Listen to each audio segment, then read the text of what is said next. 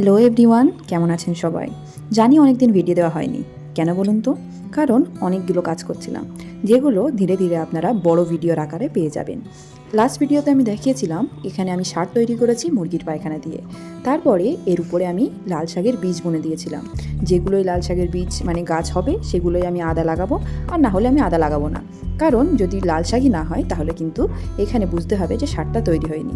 তো আপনারা দেখতেই পেয়েছেন অনেকগুলো চারাই মানে বস্তায় কিন্তু চারা বেরোয়নি, সেগুলো আমি এখন আদা লাগাবো না। আমার এই লাল শাকগুলো তুলে খাওয়ার মতো হতে এখনও 15 থেকে 20 দিন লাগবে।